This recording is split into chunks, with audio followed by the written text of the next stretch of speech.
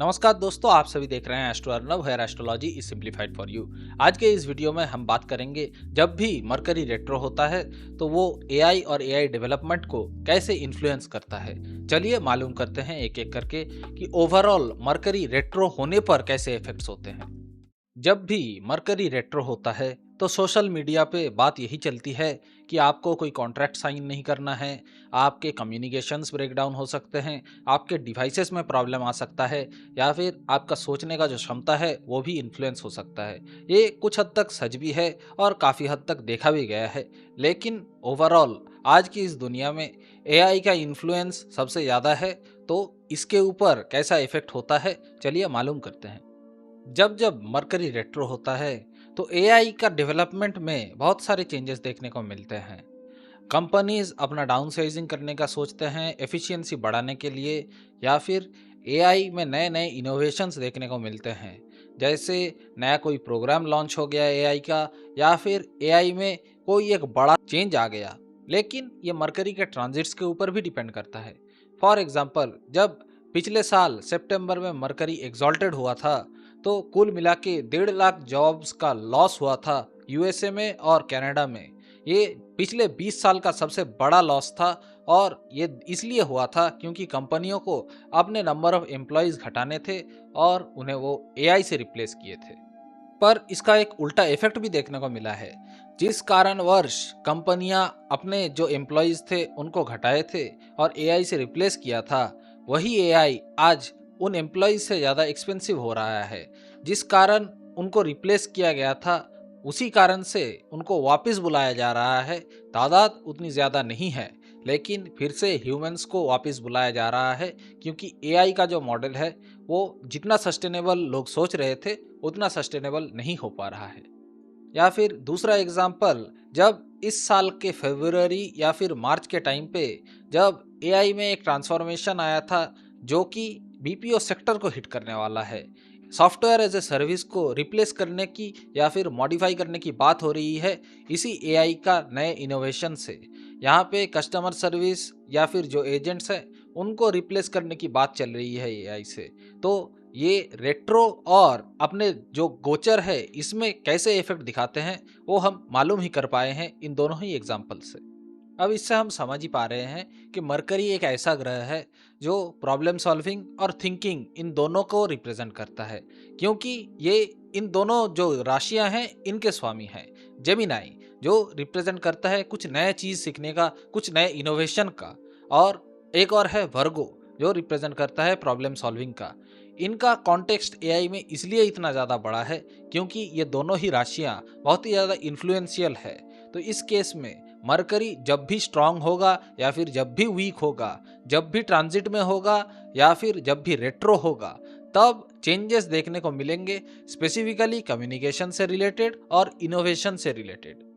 तो करंटली जो एआई का फेज है ये जेमिनाई राशि का फेज है, यानी नए इनोवेशंस, नए टेक्नोलॉजिकल एडवांसमेंट इनका एआई है। तो इसमें एआई अपने फाइनल फॉर्म में नहीं है। इसके बाद जो एआई आएगा, मान के चलिए आज से 6 साल बाद या फिर 7 साल बाद, तो वो वर्गो का एआई होगा। तब एआई का जो पर्पस है वो वेल डिफाइंड हो जाएगा और उसका काम प्रॉब्लम सॉल्विंग में ही ज़्यादा होगा।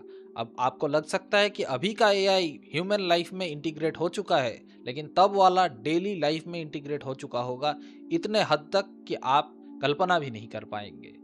उसके बाद ये एआई जाएगा सैजिटेरियस राशि में, जो जुपिटर का राशि है।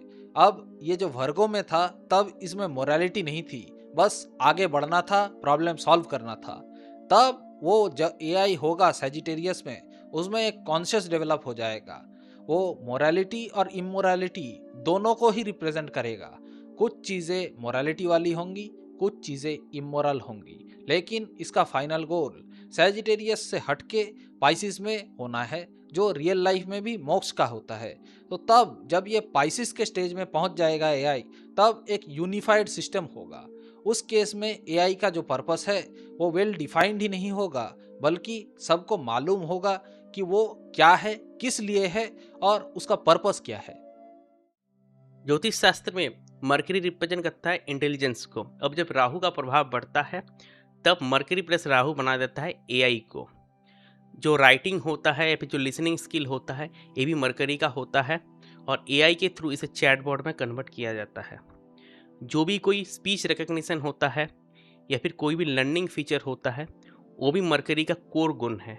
तो इससे हम समझ सकते हैं कि मरकरी एक प्लैनेट है जो राहु के हेल्प से एआई को क्रिएट करता है और एआई को डेवलप करता है। कोई भी एआई मॉडल पहले इंफॉर्मेशन को कलेक्ट करने की कोशिश करता है, फिर पैटर्न को रिकॉग्निशन करने की कोशिश करता है, फिर एनालाइज करता है, बाद में एंड यूजर को रिजल्ट देता है। पूरा प्रोसेस मरकरी द्वारा कंट्रोल होता है और जब भी ट्रांजिट में मरकरी रेट्रो होता है तो इस प्रोसेस में गड़बड़ी आती है। ये एंड यूजर को भी इफेक्ट करता है और बहुत टाइम एआई मॉडल को भी इफेक्ट करता है। जब मरकरी रेट्रो होता है तो एंड यूजर को भी दिक्कत झेलना पड़ता है। एग्जाम्पल के लिए जो भी स्टूडेंट होते हैं उनको प्रोजेक्ट करने में, पढ़ाई लिखाई करने में दिक्कतें आ सकती है। हो सकता है एआई उनको कोई गलत डाटा डाल दे जब मरकरी रेट्रो होता है। जब कोई भी बिजनेस एम्प्लॉय काम करना शुरू करता है, पावर बीआई में हो या फिर एक्सेल के थ्रू एआई के में, तो उनमें भी दिक्कतें आ सकती है। बिजनेस जो ओनर्स होता है फिर एंटरप्रेन्योर्स होते हैं, वो अगर कोई भी डिसीजन लेते हैं कि उनके सिस्टम में एआई को इंटीग्रेट करना है, मरकरी रेट्रो होने के टाइम में अगर ये लोग डिसीजन लेंगे तो भले ही बाद में वो लोग इंटीग्रेट करें या ना करें, पर वो इंटीग्रेशन के टाइम में दिक्कतें आएंगी। और जो सिस्टम्स पूरे डिपेंडेंट है एल्गो ट्रेडिंग के ऊपर, जैसे एक्सचेंजेस हो गए, तो उनमें भी दिक्कतें आती है जब मरकरी रेट्रो होता है। एआई मॉडल्स की बात करें तो मरकरी जब रेट्रो होता है और मार्स भी खराब होता है तब सेमीकंडक्टर्स में दिक्कतें आ सकती है। जो एआई का बैकएंड होता है जहाँ से एनर्जी जनरेट होता है, जो एआई को फीड करता है, उसमें दिक्कतें आ सकती है। जब मरकरी खराब होता है उसके साथ केतु भी खराब हो जाता है तो रेगुलेटरी रिस्क होता है। और जब मरकरी खराब होता है या फिर रेट्रो होता है उसके साथ साथ अगर राहु का भी प्रभाव होता है तो एआई के through large level of fraud हो सकता है। तो मरकरी जब भी रेट्रो होता है ट्रांजिट में, तब पर्सन को जो आउटपुट दे रहा है एआई उसको डबल बार चेक करना होता है। जो आप एआई को फीड करेंगे, जो इनपुट डाटा देंगे, उसको भी सही तरीके से आपको देख लेना है।